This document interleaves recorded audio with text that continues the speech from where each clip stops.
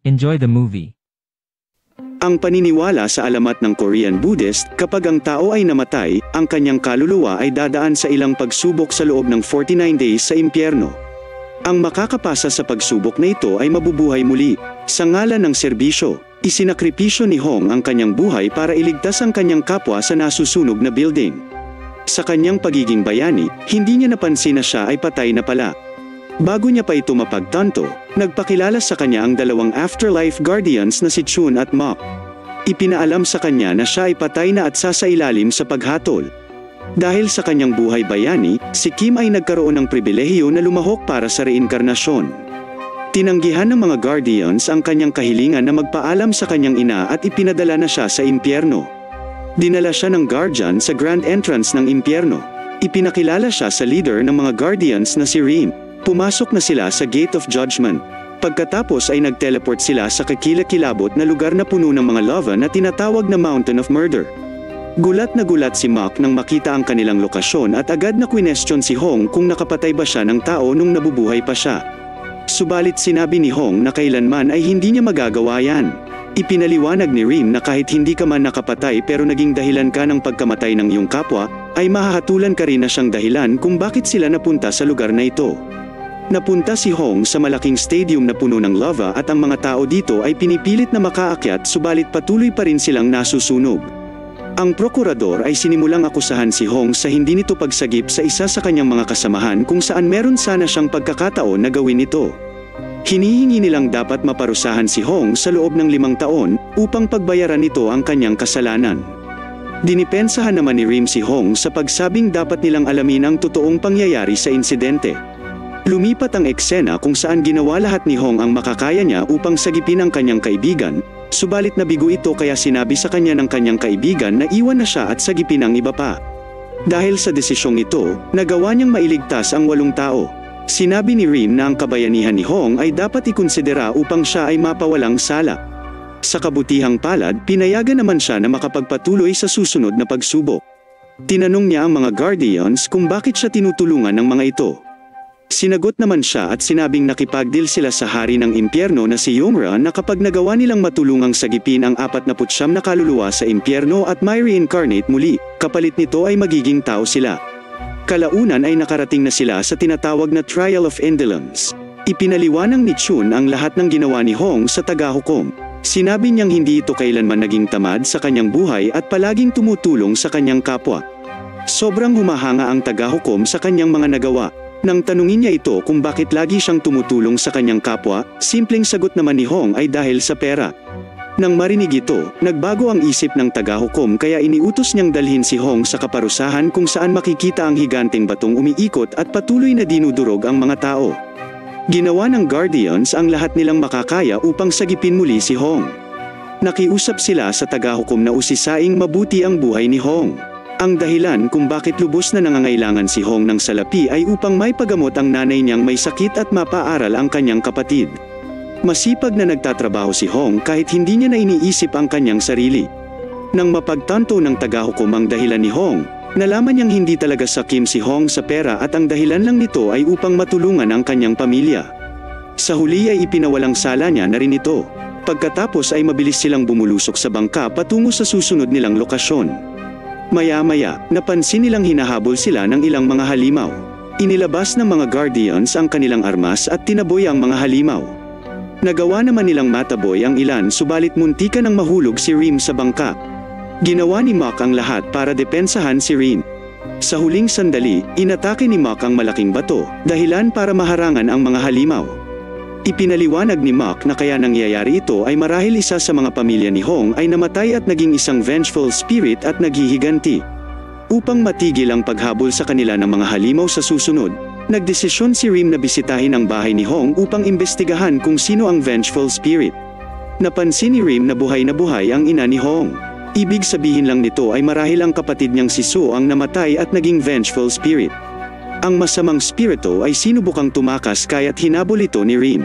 Sinubukan niyang hulihin ito gamit ang kanyang sandata, ngunit maliksi itong kumilos. Maya-maya ay nag-clash ang dalawa at napatumba nito si Rim. Kaya nakatakas ang masamang spirito. Nagtungo si Rim sa military base kung saan napansin niya ang dalawang sundalong pinag-uusapan si Sue. Isa sa nakaagaw pansin sa kanya ay ang sikretong tinatago ng kapitan at ng sundalo. Nagpanggap si Reem bilang isang colonel at tinanong niya sa kapitan ang tungkol kay Sue at inakusahan niyang pinatay niya ito. Nang magsalita ito ay lumabas din ang katotohanan na siya nga ang pumatay. Sa kabilang banda, tinanong ng Goddess of Deceit si Hong at inakusahan siyang gumawa ng mga peking testimonya tungkol sa kaibigan niyang hindi niya nasagip. Binigay niya ang mga sulat na ito sa anak ng kanyang kaibigan. Agad na ipinag-utos ng tagahukom na itali siya at simulang parusahan sa pagputol sa kanyang dila. Mabuti na lang nagawang makakonekta ni Reem sa kanyang mga kasamahan gamit ang telepathy. Lumalabas na gumawa din pala ng mga peking sulat si Hong sa kanyang ina na nagsasabing kung gaano kaganda ang kanyang buhay. Sinabi niyang ginawa ito ni Hong upang hindi mag-alala sa kanya ang mga mahal niya sa buhay at makapagbigay pag-asa pa sa kanila. Kahit sa totoo ay hirap na si Hong sa kanyang dinaranas. Nang mapagtanto ito ng tagahukom, hindi niya na ipinagpatuloy ang parusa kay Hong. Pagkatapos ng trial, nagsinungaling si Reem kay Hong na sinabing maayos naman daw ang kalagayan ng kanyang pamilya. At pinaalam niya rin ang katotohanan tungkol sa kapatid ni Hong. Bumalik si Reem sa nakaraan upang alamin kung ano talaga ang totoong nangyari sa pagkamatay ni Sue. Napag-alaman niyang aksidente pa lang na baril siya ng kasamahan niyang si Dong. Agad na tinawag ni Dong ang kapitan. Sa halip na tulungan ito, nagdesisyon siyang agad na ilibing si Sue upang wala na siyang kakompetensya sa kanyang promosyon. Tiningnan ni Reem ang katawan ni Sue at nalaman niyang hindi pa talaga ito namatay. Sa parehong pagkakataon, si Hong at ang Guardian ay naglalakbay gamit ang cable car sa lugar ng Hell of Injustice kung saan ang mga tao dito ay tumigas sa yelo bilang parusa. Sinabi sa kanya ni Wu na huwag siyang mag-alala dahil hindi naman daw siya mahahatulan dito. Aksidenteng naputol ang cable car na kanilang sinasakyan dahilan upang mahulog ang tatlo. Maya-maya, nakarating na sila sa Hell of Betrayal kung saan ang magandang Diyosa ay hinahatulan niya ang mga tao na nanloko sa kanilang minamahal. Gayunpaman si Hong ay pasado sa hatol dahil kailanman ay wala siyang niloko. Nahanap na ni Reem ang vengeful spirit sa isang nightclub kung saan sinusubukan nitong patayin si Dong na bumaril sa kanya. Hinabol muli ni Reem ang vengeful spirit at naglaban sila sa ere. Gumawa ng trap si Reem at sa wakas ay nahuli niya rin ito gamit ang kanyang magical rope. Sinabi ni Reem sa kanya na kailangan niyang patawarin ang pumatay sa kanya upang mapayapa ang kanyang kaluluwa at mabigyan ng pagkakataong mabuhay muli. Ngunit hindi ito kayang gawin ni Sue dahil daw sa ang matalik niyang kaibigan mismo ang nagtraidor sa kanya. Pagkatapos, nang malasing si Dong sa club, nagtungo ito sa bahay ni Sue at ibinigay niya sa ina ni Sue ang lokasyon kung saan nila ito nilibing. Ginawa niya ito dahil hindi niya na matiis ang konsensyang dala-dala niya. Binuksan ng matanda ang mapa at nakita niya ang lokasyon kung nasaan si Sue. Habang nanonood naman si Sue sa kanyang likuran, nagtungo ang vengeful spirit na si Sue kay Reem at nagdesisyon itong patawarin na si Dong mula nang makita niyang nagsisisi na ito sa kanyang ginawa. Nakiusap si Sue kay Reem na tulungan siyang makausap si Dong. Maya-maya ay nakausap naman ito ni Sue sa pamamagitan ni Reem at tuluyan nang pinatawad si Dong. Samantala, narating na nila Hong ang Hell of Violence. Bumungad sa kanila ang napakalaking butas kung saan dapat sila ditong tumalon upang marating ang lugar ng pagsubok. Nagpatihulog na nga sila at tagumpay naman silang nakarating sa ibaba. Nagsimula na ang Trial of Violence. Inakusahan ng prokurador si Hong sa pagbugbog nito sa kanyang kapatid at hindi man lang ito humingi ng tawad, sa halip ay naglayas pa ito at hindi na bumalik. Agad na nagdesisyon ang tagahukom na si Hong ay tunay na nagkasala sa kanya mismong pamilya.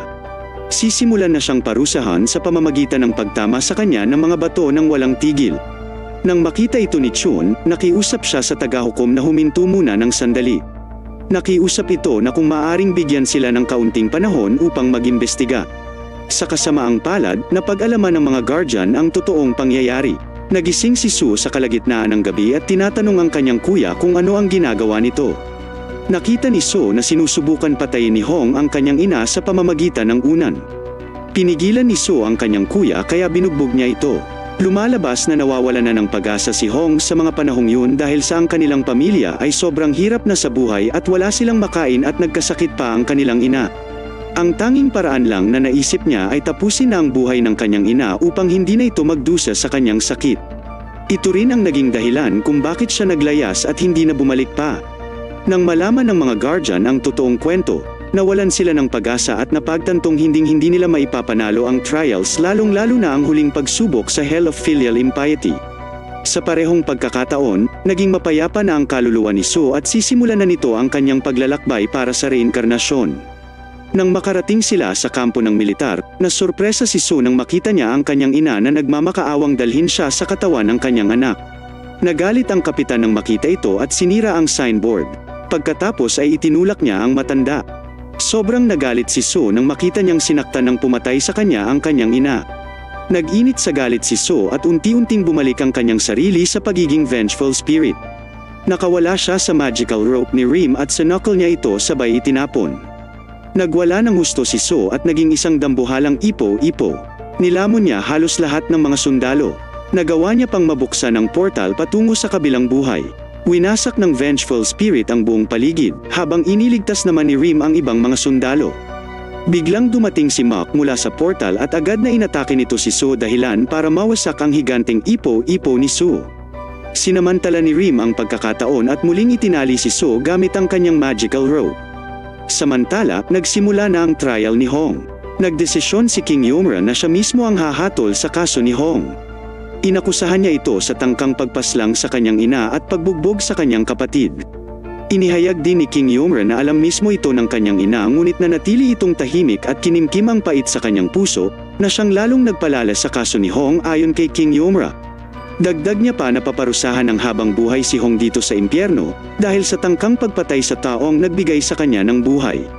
Kalaunan, biglang nayanig ang paligid ng ang isang boses ay nagsimulang magsalita sa nanay ni Hong. Lumalabas na ginamit ni Reem ang kanyang kapangyarihan upang makausap ni Sue ang kanyang ina sa panaginip. Humingi ng tawad si Sue para sa kanyang kapatid. Sinabi nito sa kanyang ina mula nang naglayas si Hong, hindi daw ito tumigil sa kakatrabaho upang matustusan lang ang pangangailangan nila sa loob ng 15 taon. Nagsalita naman ang matanda at sinabing matagal niya nang pinatawad si Hong sa nagawa nito at humihingi din siya ng tawad dahil sa wala siyang nagawa sa kanilang kahirapan bagkus ay naging pabigat pa daw siya. Sobrang umiyak si Hong nang marinig ito habang ang hari naman ay nahipo ang damdamin sa mag-ina. Sinabi niyang hindi niya na pwedeng hatulan pa si Hong dahil matagal na siyang napatawad ng kanyang ina kaya nagdesisyon itong ipawalang sala si Hong at muling may reincarnate. Nagpasalamat si Hong sa mga guardians na tumulong sa kanya bago ito maglaho sa liwanag. Nagdesisyon si Reem na dalhin na si Sue bilang kanilang pang 49 reincarnation upang makamit na nila ang kanilang kasunduan sa hari. Sa pagtatapos ng pelikula, nakarating na ang grupo kasama si Sue sa lugar ng Hell of Filial Impiety kung saan nakaabang sa kanila ang libo-libong demonyo.